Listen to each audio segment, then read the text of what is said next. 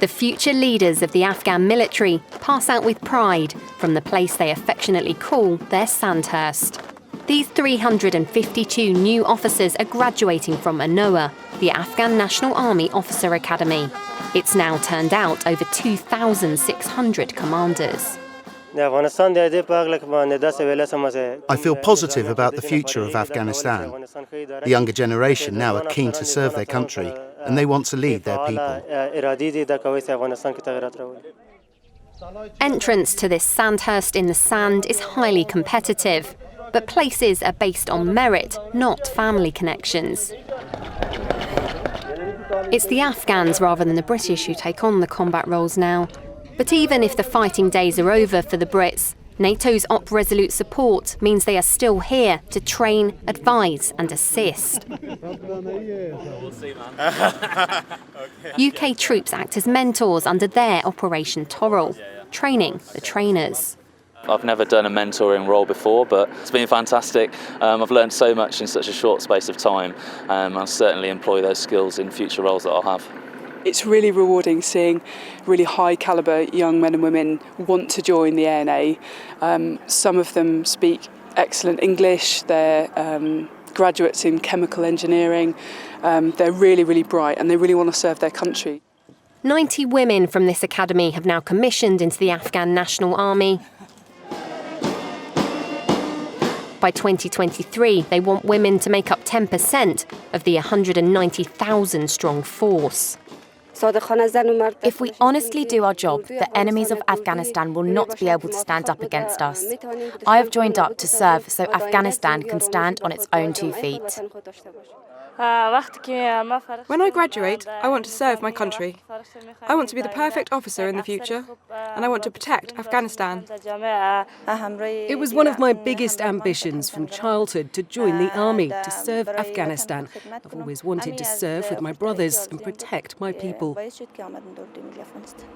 ANAOA was a project backed by Hamid Karzai and David Cameron. Back in October 2013, the first parades were held in an old car park. Those first cadets had their lessons in tents.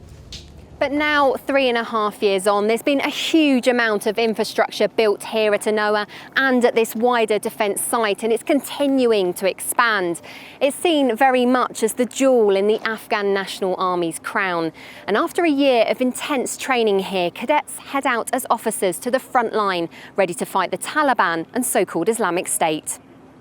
I've spent many nights under the stars in the company of brave Afghan soldiers. I've shared meals with them, and I've shared their dangers on the battlefield. And there are few other people with whom I would want to have by my side in a difficult fight. These are your people that you are fighting to protect. They're your families, your friends, your countrymen. And there could be nothing more motivating than to know that. An Afghan military career is often deadly. 13 ANAOA graduates have been killed in the last 3 years. But staff say the academy is starting to make its mark against the country's enemies. Our officers who commission and they're going to the combat units, they're doing really well. They're going in as a platoon commander or a company to AC, some in a year time going to be a company commander. The product from here, the cadets that commission from here, are in demand. I heard a story from Helmand province where US forces that are working down there had observed young officers who had recently commissioned from here displaying leadership styles that they hadn't previously seen. If you want evidence of how good is being transferred into the fighting side of the army, then it doesn't get better than that, I don't think.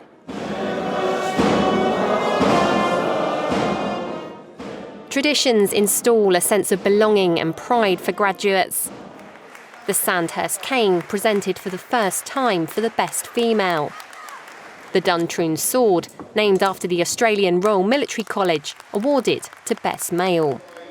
The UK's Armed Forces Minister has himself served in Afghanistan, in Helmand.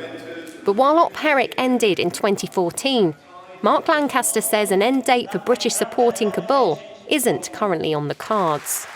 We will continue to support the Afghan National Army and this academy for as long as required. We haven't got an end date, but what I will say is I understand that this academy really is going from strength to strength, and it's the Afghans' own ambition that they will begin to bring some of their recent graduates back to instruct themselves. So eventually our role will probably reduce, but for the foreseeable future we will continue to support.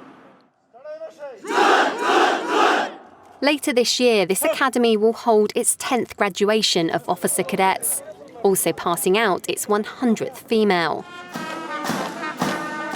British troops want to help the Afghan National Army build their own resilience for when they have to go it alone. Ali Gibson, Forces News, Kabul.